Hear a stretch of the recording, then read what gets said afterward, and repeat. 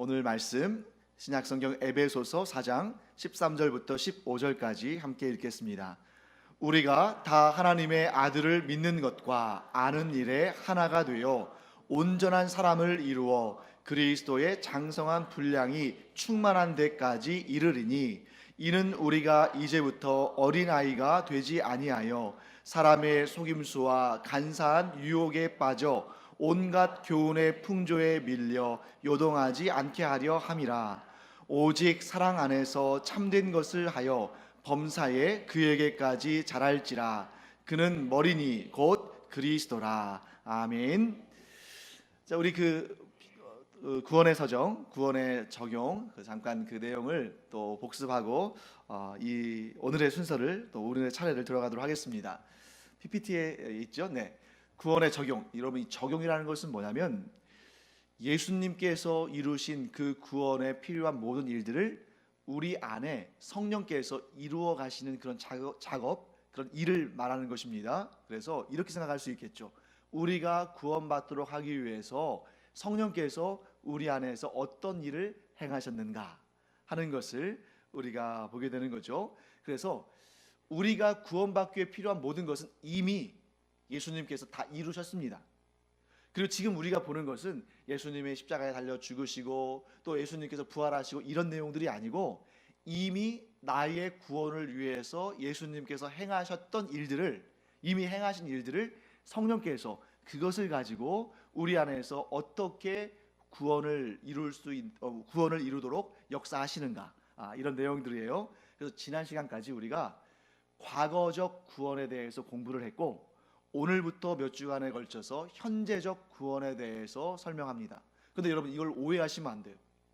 과거에 받은 구원이 있고 현재에 받는 구원이 있고 미래에 받을 구원이 있다, 이런 말이 아니에요. 구원은 하나입니다. 구원은 하나인데 이 하나의 구원을 두고 이 하나의 구원이 종합적인 것이거든요. 그래서 어느 쪽을 보느냐에 따라서 이렇게 과거적 구원, 현재적 구원, 미래적 구원으로 그 특성을 나누는 것이지, 구원을 3번 받는 거 아닙니다. 우리는 구원을 한 번 받아요. 그리고 이미 받았습니다. 또 혹은 물론 이 자리에 아직 예수 그리스도를 인격적으로 구주로 영접하지 않으셨다면 아직은 구원받은 것은 아니죠. 하지만 구원은 하나입니다. 여기에서 우리가 과거적 구원이라는 것은 성령께서 이미 행하신 일이에요. 성령께서 이미 행하신 일들을 우리가 6가지를 살펴봤습니다. 자, 소명은 무엇입니까? 우리를 구원의 백성으로 부르신 거예요. 우리가 부름 받은 것입니다. 그러면 내가 예수 그리스도를 믿고 구원받았다면 이미 우리는 과거에 부름 받았던 거예요. 그런데 물론 아직 부름 받으심을 경험하지 못하신 분들도 계실 수 있는데, 제 생각에는 이렇게 오후 예배에 와서 앉아 계실 정도면 소명은 다 받으신 것 같아요. 이 참 어려운 자리잖아요. 막 놀러 가고도 싶고 또 쉬고도 싶고 덥기도 하고 하지만, 그래도 이 자리에서 하나님을 경배하고자 하는 마음, 그 마음 아무렇게나 생기는 마음 아닙니다. 여러분들이 이 자리에 있다는 것 자체가 하나님의 은혜 가운데 있다는 것을 가장 선명하게 증명하는 것이기도 해요. 자, 소명이 있었습니다. 자, 그다음 중생은 뭐예요? 중생은 아기가 태어나는 것과 마찬가지예요. 그래서 이것을 순수한 우리말로 하면 거듭남이라고 하죠. 그래서 우리가 세상에 속했던, 죄와 사망에 속했던, 사탄에 속했던, 즉 세상의 자식들이었던 우리가 이제는 하나님의 자녀로 다시 인생을 출발하는 것인데, 자, 이 중에 내가 태어나던 그 분만실에서의 장면을 기억한다 하시는 분 계셔요? 안 계시죠? 이런 것처럼 구원파에서는 당신이 몇 년, 몇 월, 며칠에 구원받았냐, 그거 알아야 구원받는 것이다 라고 말하는데, 그 잘못된 거예요. 만약에 그렇게 알 수 있다면 내가 몇 년, 몇 월, 며칠 어디 산부인과 어디 분만실에서 태어난 거 기억한다, 이런 거랑 똑같은 겁니다. 성령께서 이루시는 작업이기 때문에, 예를 들어서 내가 결심하고 나는 2019년 5월 5일부로 예수 그리스도를 믿고 중생하겠습니다, 이렇게 결정하면 모르지만 중생은 그런 것이 아닙니다. 중생은 성령의 역사예요. 성령께서 우리의 신분을 변화시켜 주시는 것입니다. 어떻게 해요? 세상의 자녀에서 하나님의 자녀로 우리의 신분을 변경시켜 주시는 것인데, 이것이 성령의 단독 역사예요. 우리와 협의하거나 우리와 협동하는 것이 아니고 성령의 단독 역사이기 때문에 우리는 알지 못하는 경우가 대부분이고, 아는 경우가 간혹 있을 수 있지만 그런 경우는 사실 쉽지 않습니다. 중생은 뭐라고요? 성령의 단독 역사로 우리가 세상의 자식에서 하나님의 자녀로 다시 태어나는 것이다. 그것은 성령의 역사다 하는 것입니다. 우리가 흔히 목사님 이상하네요. 그래도 우리가 입술로 또 마음으로 예수 그리스도가 나의 구주라고 고백해야 제대로 믿는 거 아닙니까? 예, 맞습니다. 그것이 회심이에요. 그러니까 중생 없이 회심이 있을 수는 없습니다. 그 얘기는 뭐냐면 구원에 있어서 내가 자의적으로 내 모든 스케줄을 짜고 내가 그 단계 밟아가는 것이 아니고 이미 성령께서 우리를 이끌어 주시는데 그 중간에 우리에게 너희가 돌이켜라 하는 그런 순간에 우리가 순종함으로 반응할 때, 그것이 회심입니다. 그래서 회심에는 회개가 있고 또 뭐가 있어요? 믿음이 있는 거예요. 회개와 믿음 둘 다 우리의 의지가 반영되죠. 하지만 우리의 구원은 회개와 믿음으로부터 비롯되는 것이 아니다. 우리의 구원은 그 이전에 이미 성령께서 우리 안에 오셔서 역사하고 계셨다, 이런 것이죠. 그래서 우리가 찬송할 때 이런 찬송이 있잖아요. 주 예수 내가 알기 전 날 먼저 사랑했네. 그러니까 우리가 예수님을 믿겠노라고 다 점검해보고 다 파악해보고 이렇게 보니까 아, 예수 그리스도밖에는 구원의 주님이 없다 하고 내가 예수 믿겠노라. 그것은 이미 구원은 시작된 거예요. 이미 한참 지났습니다. 그런데 이제서야 아는 거죠. 그래 놓고서 내 의지로 내 결단으로 구원받았다라고 말하는 것은 애송이의 신앙이에요. 이미 오래전에 성령께서 역사하고 계셨습니다. 근데 그 이미 오래전에 성령께서 역사하고 계시는 그때는 우리가 아직 회심하기 이전이기 때문에 우리 제대로 안 믿는 것처럼 보여요. 우리의 믿음이 없는 것처럼 보입니다. 하지만 여러분, 겉으로 볼 때는 믿음이 없는 것처럼 보이지만 이미 성령은 그 안에서 역사하고 계셨다는 것이죠. 자, 그 다음에 연합은 뭡니까? 내가 예수 믿기로 결정하는 그 순간 예수님께서 내 안에, 내가 예수님 안에. 자, 예수님은 이미 우리 안에 와 계시죠. 하지만 우리가 예수님 안에 들어가는 그 역사를 경험하는데 이게 한 몸 되었다. 즉 나와 예수 그리스도는 운명적 공동체다 하는 그런 상태를 연합이라고 말합니다. 칭의는 무엇이었습니까? 너는 사실 네 죄값을 다 갚은 것 아니야. 너 평생토록 아무리 노력해도 이미 지은 죄는 없어지지 않아. 그럼에도 불구하고 네가 예수 그리스도를 구주로 모셔드렸으니까 그 예수 그리스도의 보혈의 피가 너를 덮고 있을 때 내가 너를 죄 없다고 여겨주겠다, 죄 없다고 선언하겠다 라고 말씀하시는 것이 칭의입니다. 그런데 이 칭의만 가지고도 구원받는 데는 전혀 지장 없어요. 왜? 이미 죄 없다고 여기심 받았으니까. 하지만 우리는 결코 거기에 머물러서는 안 되죠. 어디까지 나가야 됩니까? 성령께서 우리를 어디까지 이끌어 가셔요? 하나님의 자녀됨. 여러분, 이 칭의와 양자는 굉장히 차이가 있죠. 죄가 없다 여기심 받는 것, 구원받는데 아무 지장 없습니다만 그 정도 상태하고, 죄 없다 여기심을 받았을 뿐만 아니라 너는 내 아들이다, 너는 내 딸이다라고 하나님께서 말씀하시는 것은, 하나님께서 그렇게 인정하시는 것은 너무나 큰 차이죠.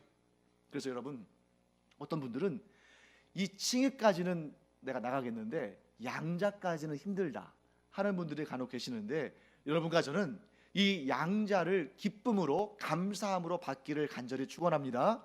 왜 이 부분에서 어렵냐면 자신을 너무나 잘 알기 때문에 그래요. 그러니까 자신을 정확히 알면 알수록 이 양자가 너무 부끄럽습니다.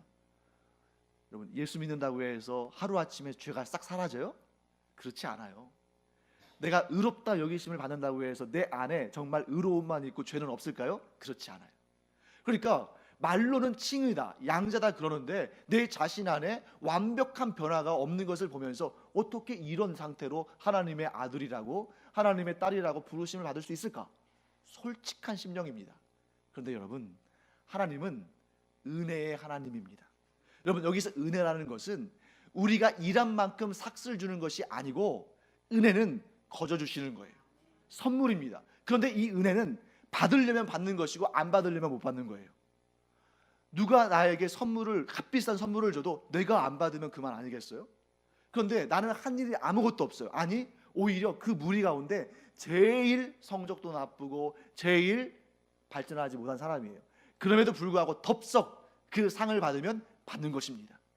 그래서 하나님은 우리의 성과를 보시고 상을 나눠주시는 분이 아니라 그저 우리를 사랑하심으로 은혜를 주시는 분인 줄 믿습니다. 그래서 양자를 뭐냐면 나는 하나님의 아들이다, 나는 하나님의 딸이다 라고 우리가 하나님을 아버지로 여기는 것, 또 하나님께서 우리를 자녀로 삼으신 것, 여기까지인데 이것을 우리가 과거적 구원이라고 했죠.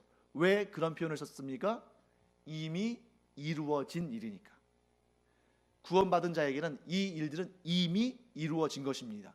누가 이루셨습니까? 성령께서. 자, 그 다음에 이제 현재적 구원은 뭐냐면 우리의 종합적인 구원에 있어서 지금 현재 이루어 가고 있는 일들이에요. 여러분, 우리가 만일 예수 그리스도를 구주로 영접했으면 양자를 이루기 위해서 노력할 필요 없습니다. 이거는 하나님께서 아들 삼으신 것이지 우리가 자꾸 뭐 예를 들어서 막 열심히 봉사하고 열심히 뭐 새벽기도 나오고 열심히 또 주일 성수하고 그래야만 양자의 자격을 받는 것이 아니라 믿음으로 얻는 거예요. 이미 이루어진 일입니다. 그런데 성화와 견인과 확신은 단번에 이루어진 일이 아니라 우리가 숨을 쉬며 살아가는 동안 계속 현재 진행형으로 이루어 가야 하는 일이에요. 그리고 이제 마지막으로 미래적 구원은 영화인데 우리가 죽는 날 이 땅에서 눈을 감고 눈을 뜨면 어디에서 눈을 뜨겠어요? 천국에서 우리가 서게 될 때 갑작스럽게 영화로워진 우리 자신을 발견할 겁니다. 그래서 여러분, 이 구원의 종합 세트에서 제일 어려운 파트는 어딜까요? 과거적 구원이겠습니까? 현재적 구원이겠습니까? 아니면 미래적 구원이겠습니까? 제일 어려운 파트, 현재적 구원이죠. 왜냐하면 과거적 구원은 주님께서 다 이루셨어요. 미래적 구원은 눈 감았다 뜨면 이루어져 있어요. 그런데 현재적 구원은 어떤 분은 70년, 80년, 100년, 어떤 분은 한 며칠일 수도 있죠. 하지만 그 시간이 결코 쉬운 일이 아니에요. 그래서 현재적 구원 때문에 많은 분들이 내가 구원 받았나? 받지 못했나? 이렇게 혼동하는 거예요. 왜?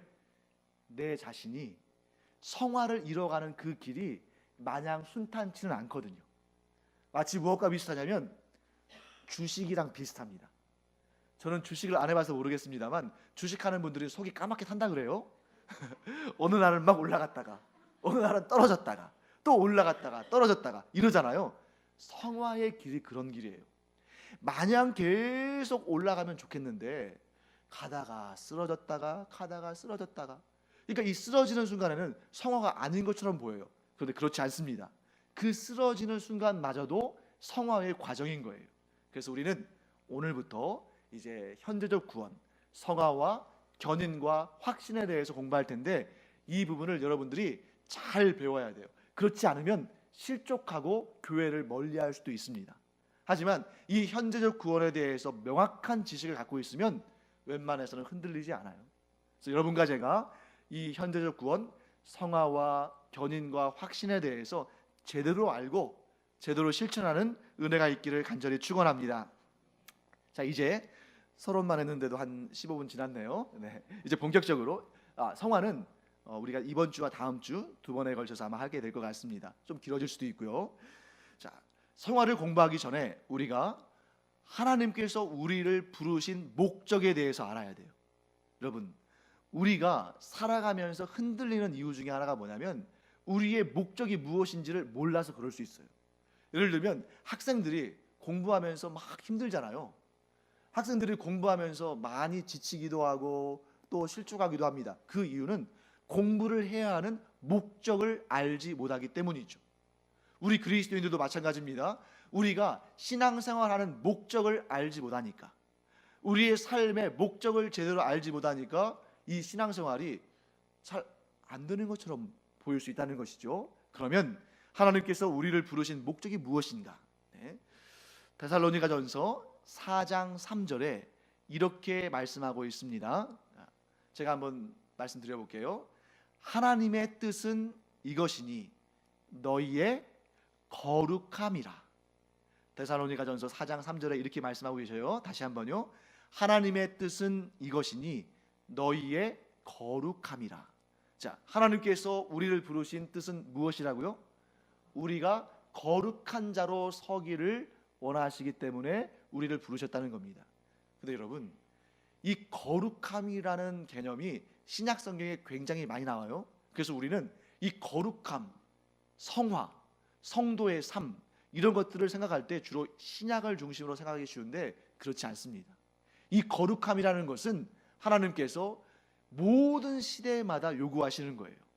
그럼 구약에는 어땠는지 우리 한번 볼 텐데요. 우리 자막을 좀 보여주시죠. 출애굽기 28장 36절에서 38절까지 말씀입니다. 자막이 있는데 우리 36절부터 38절까지 한번 읽어보겠습니다. 너는 또 순금으로 패를 만들어 도장을 새기는 법으로 그 위에 새기되 여호와께 성결이라 하고 그 패를 청색끈으로 관 위에 매되 곧 관 전면에 있게 하라. 이 패를 아론의 이마에 두어 그가 이스라엘 자손이 거룩하게 드리는 성물과 관련된 죄책을 담당하게 하라. 그 패가 아론의 이마에 늘 있으므로 그 성물을 여호와께서 받으시게 되리라. 아멘. 제사장의 복식과 관련되어 있는 규정입니다. 여러분, 제사장들이 입는 옷이 뭐죠? 에봇이라고 하죠. 에봇을 입습니다. 그런데 에봇만 입는 것이 아니에요. 허리에 띠도 두르고 신발도 맞춰 신어야 됩니다. 그런데 이 제사장에게는 또 뭐가 있냐면 관이 있어요. 제사장의 모자가 있는 거죠. 그런데 그 모자 앞쪽에 이렇게 순금으로 만들어서 패를 붙이고 청색끈으로 이렇게 뒤를 묶어가지고 떨어지지 않게 합니다. 그런데 그 순금으로 만든 패에 도장을 새기는 방법 어떤 거예요? 이렇게 칼로 긁어서, 그러니까 글씨를 쓰면 이게 지워질 수 있잖아요. 오래되면 지워질 수 있죠. 그러니까 아예 지워지지 않게 새기라는 거예요. 황금판을 새겨서 뭐라고 쓰냐면 여호와께 성결 이렇게 쓰는 겁니다. 여러분, 성결이라는 한자어를 순수한 우리말로 바꾸면 뭐가 돼요? 거룩이 되죠. 즉 그래서 여호와께 성결이라는 말은 다른 말로는 여호와 앞에 거룩이라고 쓰라는 겁니다. 그리고 뭐라고 말씀하시냐면 성물, 즉 이스라엘 자손이 하나님 앞에 거룩하게 드리는 성물과 관련된 죄책을 담당하게 하라.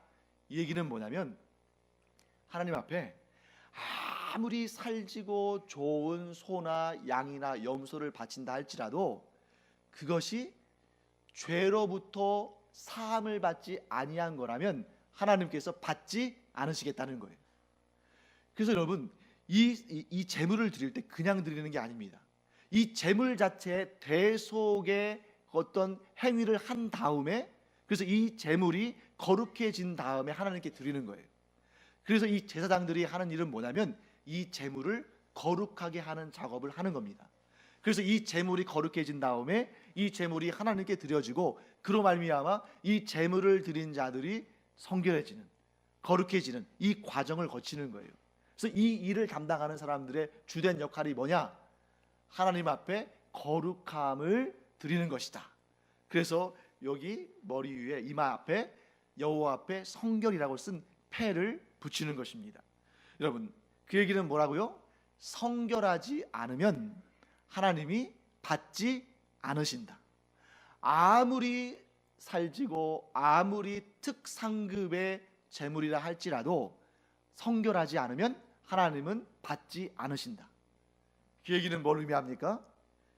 우리가 하나님께 예배를 드릴 때 이 예배자의 마음의 상태가 성결하지 않으면 하나님은 그 예배를 기쁘게 받으시지 않는다는 거예요. 그럼 여러분, 오늘 거룩한 예배를 드리시기 위해서 어떤 행위를 하고 여기 들어오셨습니까? 자, 이스라엘 고대, 그 구약의 이스라엘 백성들 같으면 짐승의 피로 덮고 들어오겠죠? 그런데 우리는 내가 좋은 생각, 좋은 말, 좋은 행위, 그래서 마음과 몸을 겸비하고 옷도 갈아입고 이렇게 들어오는 것도 중요하겠지만 그것은 사실 중요한 것이 아니에요. 그것은 우리의 개인의 마음 상태를 위해서 중요한 것이지 하나님께서 요구하시는 것이 아닙니다. 하나님께서 요구하시는 것은 뭐예요? 예수 그리스도의 보혈의 피로 덮이움을 받고 들어오라는 것입니다. 그러면 누가 예수 그리스도의 피로 덮임을 받고 들어올까요? 예수 그리스도를 구주로 영접하는 자는 이미 예수 그리스도의 피로 덮임을 받은 것입니다. 그래서 여러분, 어떨 때는 여러분들이 예배당에 들어오시면서 이럴 때가 있을 거예요. 내가 오늘 대판 싸우고 왔는데 예배를 드려야 할까 말아야 할까? 여러분, 그러면 대판 아니라 소판 싸우면 들어올 수 있습니까? 여러분, 어느 누구도 싸움했다고 거룩하지 않고 안 싸웠다고 거룩하고 이런 거 아니에요.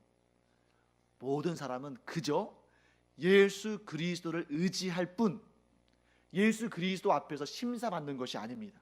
그러니까 내가 오늘 내 심리 상태가, 내 마음의 상태가 거룩한지 거룩하지 않은지 저 앞에서 점검받은 다음에 들어올 수 있는 것이 아니에요. 그걸 점검할 수 있는 사람도 아무도 없습니다. 우리는 단 한 가지, 그저 예수 그리스도의 보혈을 의지하고 들어올 뿐이에요. 그래서 여러분과 제가 예배할 때 이 자리에 오셔서 예배를 준비하면서 기도하시잖아요. 그런데 예배 전에는 웬만하면 이거 주십시오, 저거 주십시오 이렇게 기도하기보다는 예배자의 마음 자세를 준비하는 게 좋을 것 같아요. 그래서 주님, 저는 정말 흉악한 죄인이고 제 마음은 더럽고 추하지만 그럼에도 불구하고 예수 그리스도의 보혈의 공로를 의지하며 하나님 앞으로 나아갑니다. 이렇게 기도하고 예배하는 여러분과 제가 되기를 간절히 축원합니다. 자, 그래서 신구약 전체를 통해서 하나님 앞에 우리가 부르심을 받은 그 목적은 거룩함을 이루기 위한 것입니다. 그래서 우리가 영적으로는 이미 예수 그리스도를 구주로 영접해서 구원받았어요. 즉 우리는 목욕을 한 사람들입니다. 그런데 그러면 그걸로 끝인가요? 그렇지 않죠. 우리의 삶도 거룩함을 입어야 되는 거죠. 그래서 여러분, 아까 제가 말씀드렸잖아요. 저 예배실 밖에서 만약에 뭐 싸우거나 또 문제가 있거나 그러면 막 그 마음이 꺼려지는 그런 상태는 내가 내 상태가 내가 예수 그리스도를 안 믿기 때문에 생기는 문제가 아니라 우리의 일상의 삶이 거룩하지 못한 것처럼 보여져서 꺼려지는 것이죠. 그래서 그 생각도 옳은 생각이에요. 그러면 어떻게 해야 되느냐? 우리의 일상 가운데 우리의 삶에서도 이 거룩함이 드러나도록 노력을 해야 한다는 것이죠. 그래서 여러분, 예수 그리스도의 보혈로 덮이는 영적인 거룩은 내 노력이 필요한 것이 아니라 무엇이 필요한 거예요? 믿음이 필요한 것이고, 우리의 일상 가운데에 우리의 삶의 거룩은 믿음만 있어서는 안 됩니다. 뭐가 있어야 할까요? 우리의 의지와 노력이 필요한 거예요. 그래서 여러분과 제가 그래서 현재적 이 구원에 대해서 어렵게 느끼는 것이, 이전에는 내가 노력도 안 했는데 그저 믿음으로 말미암아 선물로 주어졌는데 이제는 내 손과 발이 노력을 해야 하거든요. 그래서 이렇게 노력하는 과정을 통해서 우리가 성화를 이루어 갑니다. 그래서 이 시간 제가 성화의 특징에 대해서 몇 가지를 설명드리고 마칠게요. 성화는 이런 특징이 있습니다 하는 내용을 이 시간 공부하고, 다음 주에는 이 성화가 가져다주는 유익, 또 이 성화를 실천하기 위해서 우리가 현실적으로 어떤 노력들을 해야 하는가, 구체적인 삶의 방법들, 이런 내용을 다음 주에 공부하겠습니다. 자, 성화의 특징 첫 번째, 성화는 어렵게 생각하면 한도 없죠. 단순하게 생각해야 돼요. 성화는 예수님을 닮아가는 것이다. 그 딱 한 가지만 기억하셔도 좋을 것 같아요. 여러분, 오늘 이야기한 거 다 잊어버려도 좋으니까 이거 한 가지는 기억하시기 바랍니다. 성화는 누구를 닮아가는 것이라고요? 예수님을 닮아가는 것이다. 그러면 여러분, 예수님을 닮아가려면 어떻게 해야 할까요? 제일 먼저 필요한 것은 예수님이 어떤 분인지를 알아야죠. 예수님이 어떤 분인지도 모르는데 어떻게 예수님을 닮아가겠어요? 그래서 우리에게 이와 같이 말씀을 공부하는 시간이 꼭 필요한 것입니다. 여러분, 우리가 기도만 한다고 예수님이 어떤 분이신지를 하나님께서 그냥 저절로 알게 하시는 거 아니에요. 하나님께서 우리에게 성경을 주신 이유가 여기에 있습니다. 우리는 끊임없이 성경을 읽으면서 예수님이 어떤 분이신지를 알아가야 돼요. 그래서 참 성경이 잘 구성되어 있습니다. 왜 그러냐면 예수님의 행적은 성경 어디에 나와 있습니까? 마태복음, 마가복음, 누가복음, 요한복음, 이 네 권의 책을 우리가 뭐라고 부르죠? 복음서죠. 그래서 이 복음서를 통해서 예수님이 행하신 일들과 예수님이 우리에게 주신 말씀을 우리가 알 수 있습니다. 그러면 마태, 마가, 누가, 요한복음만 있으면 될까요? 안 그렇죠. 자, 그 다음이 뭐냐면 서신서들이 있죠. 그래서 뭐 우리가 잘 알고 있는 로마서랄지, 또 방금 전에 우리가 읽은 뭐 에베소서랄지 이런 책들이 있잖아요. 이런 책들은 뭐냐면 예수님의 말씀과 행적을 그 안에 담겨 있는 뜻을 우리에게 잘 설명해 준 거예요. 그래서 여러분과 제가 이 신약 성경을 전체적으로 보면서 예수님에 대해서 알아가기를 간절히 축원합니다. 그런데 어떤 분들은 성경책을 신약은 진짜 성경인데 구약은 그냥 역사책 정도로만 알고 지나가는 분이 계시는 경우가 있어요. 결코 그렇지 않습니다. 여러분, 왜 하나님께서 신약을 주신 다음에 구약을 안 없애고 신약과 구약을 붙여주셨을까요? 구약을 알면 알수록, 구약을 풍성히 알수록 예수님에 대해서 더 깊이 알아가는 거예요. 물론 여러분과 제가 너무 급해서 성화의 과정은, 성화의 단계는 우리가 생각할 겨를도 없고 얼른 예수 믿고 구원받아야 되는 그런 상황이라면 신약 성경만으로도 충분합니다. 하지만 우리가 그렇게 빨리 세상을 떠날 사람들은 아니잖아요. 하나님께서 우리에게 큰 복을 주셔서 여러분과 제가 아주 이 땅에서 무병장수의 복을 누리기를 간절히 축복합니다. 그러니까 우리는 구약을 봐야 돼요. 왜? 하나님에 대해서, 예수님에 대해서, 구원 역사에 대해서, 성화의 길에 대해서 더 풍성히 알아야 되거든요. 그래서 구약을 알면 알수록 예수님을 더 소망하게 되고, 구약을 공부하면 공부할수록 하나님께서 거룩하심에 대해서 얼마나 기뻐하시는지를 더 풍성히 알 수 있습니다. 자, 그래서 우리는 여러분 첫 번째 뭐였어요? 우리의 그 성화의 과정에서 그 성화의 특징, 성화라는 것은 누구를 닮아가는 것이다? 예수님을 닮아가는 것이다. 자, 그러면 예수님의 어떤 면을 닮아갈 것인가? 여러분, 이것은 예수님을 우리가 닮아갈 때에 신분과 성품입니다. 우리가 예수님의 어떤 부분을 닮아야 되냐면 두 가지인데, 신분과 성품이에요. 신분은 뭡니까? 하나님의 아들. 우리가 하나님의 아들 되심을 닮아가는 거예요. 그 다음에 성품은 뭐예요? 예수님의 이 땅에서 보여주신 그 성품. 그러니까 다양하죠. 온유하시고 인자하시고, 또 불의를 보면 넘어가지 않으시고, 또 불쌍한 사람들을 적극적으로 도우시고, 이러한 성품들을 제가 이 시간 다 알려드릴 수 없어요. 또 제가 그 짧은 설교 시간에 다 설명할 수도 없죠. 그러니까 여러분이 성경을 읽으시면서, 예를 들면 큐티를 하시든 성경 통독을 하시든, 예수님께는 이런 성품이 있으시구나 하는 것을 여러분들이 알아가시면서 거기에서 예수님 참 대단하시다 하고 예수님께 찬양과 감사와 영광 올려드리는 것으로 그치면 안 되고, 그 예수님의 성품을 어떻게 한다는 것입니까? 닮아가도록 노력해야 한다 하는 것입니다. 여러분, 이게 왜 성화에 들어와 있냐면, 우리가 뭐 중생이나 또 양자나 뭐 칭의나 이런 것들 공부했잖아요. 이런 것들처럼 예수님께서, 하나님께서 우리에게, 얘가 예수 그리스도를 믿는 그 순간 예수님을 완벽하게 닮아버리도록 순식간에 변화시키시는 게 아니라는 거예요. 그래서 이 성화는 과거적 구원이 아닙니다. 예수님을 닮아가는 것은 현재적인 일이에요. 항상 우리가 그 일을 노력해야 한다는 것이죠. 아까 말씀드렸습니다. 굴곡이 있지만 그럼에도 불구하고 예수님을 닮아가는 것을 포기하지 않는 자가 진정 지혜로운 자다 하는 것을 우리가 알 수 있겠죠. 자, 둘째, 성화는 전인적인 것이라는 거예요. 전인적. 우리가 학교 다닐 때 이런 얘기 많이 하잖아요. 전인적 교육. 그렇죠? 전인적인 교육. 전인적인 교육이라는 것은 뭘 의미합니까? 우리 인간에게 있는 3요소가 있죠. 자, 뭐가 있죠? 지성, 그 다음에 감성, 그 다음에 의지. 이 세 가지가 있잖아요. 이 세 가지를 우리가 모두 잘 되고 거룩하게 해 나가는 것이 성화라는 것입니다. 그러므로 우리는 지성적인 측면에서 예수님이 어떤 분이신지를, 하나님이 어떠한 분이신지를 알아가야 되는 거예요. 계속 우리의 지식이 점점 더 성장해 나가야 됩니다.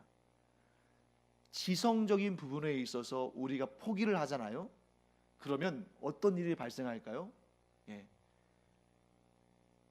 풍성해지지를 못해요.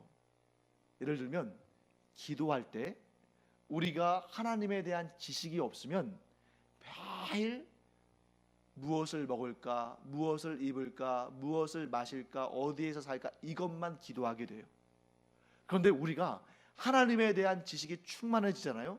그러면 그 기도의 깊이와 넓이와 높이가 달라집니다.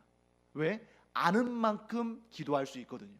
그래서 여러분과 저는 하나님을 아는 지식을 계속 확장해 나가고 늘려 나가야 돼요. 그래서 우리 교회 학교에서도 하나님에 대한 지식을 가르치잖아요. 또 우리 이제 장년들도 이제 순모임이, 여성 순모임들은 다 조직이 됐고 이제 남성 순모임도 이제 모집하려고 준비 중에 있습니다. 그리고 또 이렇게 예배 시간에 하나님 말씀 배우고 이런 시간들을 통해서 우리가 하나님의 지식을 알면 알수록, 성경의 말씀을 자세히 알면 알수록 우리의 영적인 삶의 깊이가 깊어진다 하는 것을 우리가 알 수 있겠죠. 자, 그 다음에 감정은 뭐예요? 뜨거운 열정이죠. 하나님을 향한 뜨거운 열정이 식어버리면 그것은 너무나 안타까운 신앙생활을 하게 되는 것입니다. 그래서 우리는 성화의 과정 속에 감성적인 요소도 있다. 그 감성적인 요소는 뭐예요? 항상 내가 하나님을 향해 뜨거운 마음을 갖도록 우리가 스스로를 참으로 겸비하고 다스리고 쳐야 되는 것입니다. 우리가 어느 정도 신앙생활을 했다고 해가지고 이제 이 정도면, 나 정도면 경험할 거 다 경험해 왔어, 신앙생활 그렇게 하는 거 아니야, 이런 식으로 막 옆에서 막 지금 뜨겁게 기도하고 뜨겁게 찬양하는데 나도 옛날에 그랬어. 여러분, 옛날에 그랬으면 지금은 그러면 안 됩니까? 그게 오히려 위험한 것이죠. 하나님 앞에 얼마나 부끄러운 말입니까? 우리의 하나님을 향한 열정은 시간이 지나면 지날수록 더 뜨거워지고 더 간절해져야 되는 것입니다. 자, 마지막으로 의지는 뭐냐? 이것은 신앙생활 우리가 할 때 좀 규칙적이고 정기적이고 이런 부분들을 우리가 좀 힘들어하는 경우들이 있어요. 그래서 교회에서 봉사를 하다가도 이렇게 꾸준히 열심히, 처음에 시작할 때는 막 이렇게 열심을 품고 시작했다가 좀 지나면 좀 지칠 수 있습니다. 그리고 또 어떤 경우에는 좀 즐거움이 예전만큼 하지 못할 때도 있고요. 인간이기 때문에 당연히 그렇겠죠. 그런데 초지일관 항상 그 자리를 사모하고 그 자리를 지키고 그 자리를 하나님께서 내게 주신 귀한 복의 자리라고 생각하면서 놓치지 않는 그런 사람들이야말로 얼마나 복된 자들인가. 그래서 제가 존경하는 교수님이 계셨어요. 근데 이 교수님은 다른 이제 뭐 제가 교수님들을 비교하기는 좀 뭐하지만 좀 와서 지식적인 것만 이렇게 가르쳐 주시는 교수님이 계시고, 지식적으로도 훌륭하지만 너희들이 장차 이제 목회 현장에 나가면 이러이러할 텐데 이렇게 이런 일들이 있다, 그럴 때는 이렇게 해라 하고 이 목회 현장의 일들을 좀 잘 알려주시는 교수님이 있었어요. 근데 그분이 그럴 수 있었던 것은 이분이 목사님 아들이었기 때문에 교회에 대해서 좀 알고 있는 거죠. 그분이 늘 하는 말씀이 이거였습니다. 여러분들이 이제 나중에 담임 목회를 하게 되면 아마 정말 이렇게 뭐 예를 들어서 헌금을 많이 하는 성도, 혹은 뭐 전도를 많이 하는 성도, 혹은 뭐 이런 일 저런 일 막 이렇게 잘 하는 성도, 이런 성도들이 눈에 들어올 텐데 거기에 미혹돼서는 안 된다라고 말씀하시는 거예요. 그래서 뭐라고 하시냐면, 교회를 지키는 성도는 늘 한결같이 그 자리에 있는 성도다 라고 말씀하시는 거예요. 그때는 그게 무슨 말인지 잘 몰랐습니다. 근데 생각해 보니까 좀 성령 충만하다 싶으면 막 으쌰으쌰하고 막 열정적으로 일하다가 또 어떤 때는 완전히 정말 낙심해 가지고 막 교회를 떠나느니 어쩌느니 막 이러면서 막 그러는 경우들이 있어요. 그런데 이 담임 목사가 돼 보니까 어떤 생각이 드냐면, 담임 목사에게 가장 귀한 분들은 어떤 분들이냐면 초지일관되게 하나님께서 맡겨주신 그 사명을 요동치 않고 감당하는 그 하나님의 사람들, 그 일꾼들이 얼마나 소중한 것인가. 사랑하는 성도 여러분, 여러분과 제가 그와 같이 이 의지를 가지고 하나님께서 맡겨주신 그 사명을, 물론 항상 좋을 수는 없겠죠.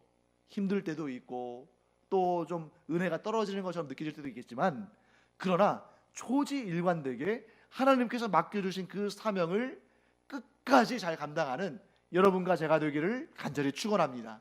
하나님은 그런 사람들을 통해서 일하시는 거예요. 우리 생각에는 능력 있는 사람, 또 풍성한, 또 재정적으로 여유 있는 사람, 또 이런저런 사람들이 눈에 들어오고 그 사람이 교회를 위해서 더 많은 일을 하는 것처럼 보일지 모르지만 그렇지 않습니다. 아주 단순한 일이라 할지라도, 눈에 띄지 않는 일이라 할지라도, 빛이 나지 않는 그러한 일이라 할지라도 하나님께서 이것을 내게 맡겨주셨다고 믿는다면 그것을 끝까지 지킬 수 있는 그러한 여러분과 제가 되기를 간절히 축원합니다.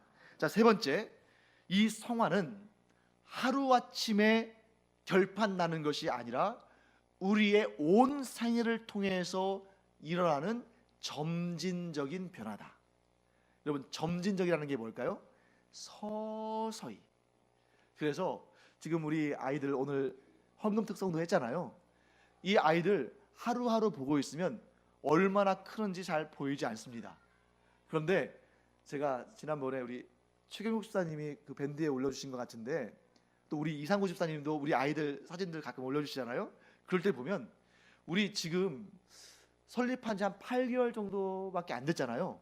그런데도 8개월 전에 찍었던 사진하고 오늘 우리가 본 아이들하고 얼마나 많이 변해져 있는지 깜짝 놀랄 때가 있어요. 그러니까 하루하루 보면 성화의 성장 과정이, 그 모습이 잘 보이지 않아요. 그런데 몇 개월 혹은 몇 년이 지나면 이렇게 성장했구나. 내가 이전 같으면 이 문제에 대해서 이렇게 믿음으로 반응하지 못할 텐데, 내가 이 문제에 대해서 하나님을 향하여서 이렇게 믿음으로 반응하는 것을 보면서 내가 성화의 과정을 거치고 있구나 하는 것을 알아간다는 것입니다. 자, 마지막입니다. 네 번째, 성화는 하나님의 일이면서 동시에 사람의 일이다. 여러분, 가끔 가다가 이 구원에 있어서 이 구원은 하나님의 전적인 하나님의 역사다 라고 주장하는 사람들이 있고, 어떤 분들은 사람과 하나님의 협력, 사람과 하나님 사이에 협동해서 이루어지는 일이다 라고 이렇게 주장하면서 서로 싸우는 경우가 많아요. 그런데 둘 다 맞는 말인데 어느 측면을 보느냐에 따라서 달라지는 겁니다. 자, 구원의 큰 역사를 전체적으로 보면 이 역사는 사람의 일입니까? 하나님의 일입니까? 하나님의 일이죠. 그런데 이 성화라는 이 한 부분을, 현미경을 가지고 포커스를 맞춰서 보면 이것은 어떤 일입니까? 하나님과 사람이 협력해서 이루는 일이죠. 그래서 여러분과 제가 성화의 길을 가면서 꼭 해야 할 일이 있습니다. 그것은 뭐냐면, 이 성화의 길은 내 노력이 필요하지만 그 순간조차도 우리는 하나님을 붙들어야 돼요. 하나님의 도우심을 구해야 됩니다. 이것이 내 의지와 내 노력을 통해서 되어지는 것처럼 보이지만 사실은 그 의지와 그 노력도 하나님께서 붙잡아 주셔야, 하나님께서 은혜를 공급해 주셔야만 노력도 할 수 있고 붙잡을 수도 있는 거예요. 그래서 여러분과 제가 내 나름대로 열심히 거룩함을 위해서, 예수님을 닮아가기 위해서 노력해야 되겠지만, 그러나 그 순간에도 하나님의 도우심을, 성령님의 인도하심을 간절히 구하며 우리가 이 성화의 길을 끝까지 완주하기를 간절히 축원합니다. 여러분, 성화는 절대적으로 몇 점을 맞아야 합격이라는 그런 커트라인이 있는 게 아니에요. 어떤 분은 우리가 상상할 수도 없을 만큼 놀라운 성화의 성과를 거둔 분도 계십니다. 예를 들면 여러분 뭐 다큐멘터리랄지 또 이렇게 신앙 위인전이랄지 이런 데 나오는 훌륭한 분들 계시잖아요.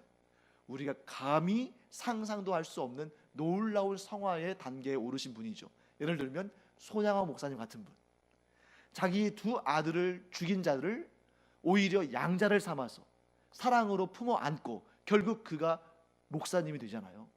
이러한 사랑의 원자탄이라는 별명을 얻은 손양화 목사님처럼 성화의 대단한 높은 곳에 오른 분도 계시지만, 사실 여러분 정도의 수준도 못 되는, 그런데도 천국에 들어가기에 전혀 문제없는 그런 신앙인들도 얼마든지 있을 수 있다는 거죠. 그러면 우리는 어떻게 해야 되느냐? 손양원 목사님 같은 그런 높은 단계의 성화를 이룬 분들 앞에서 기죽을 필요 없어요. 그리고 나보다 훨씬 정말 아랜데, 그런데 천국에서 만나는 사람이 있을 수 있잖아요. 그런 사람들을 깔봐서도 안 됩니다. 성화는 전적으로 하나님과 우리 사이의 1대1의 관계 속에서 이루어져 가는 것이지 다른 사람들과 비교하는 것이 아닙니다. 그래서 우리는 교회에서 절대로 누군가를 보고 당신은 신앙생활을 그렇게 오래 했는데 왜 그 모양이냐, 이런 말을 해서는 안 되는 거예요. 그렇다 할지라도 그도 역시 성화의 단계 가운데 있는 것입니다. 또한 내가 저 사람보다 낫다고 생각할지 모르지만 하나님 보실 때는 그렇지 않을 수도 있어요. 왜? 그 사람의 중심은 우리는 못 봅니다. 오직 누구만 보셔요? 하나님만. 자, 이제 말씀을 마치도록 하겠습니다. 여러분과 제가 열심히 거룩해지기 위해서 노력하기를 간절히 축원합니다.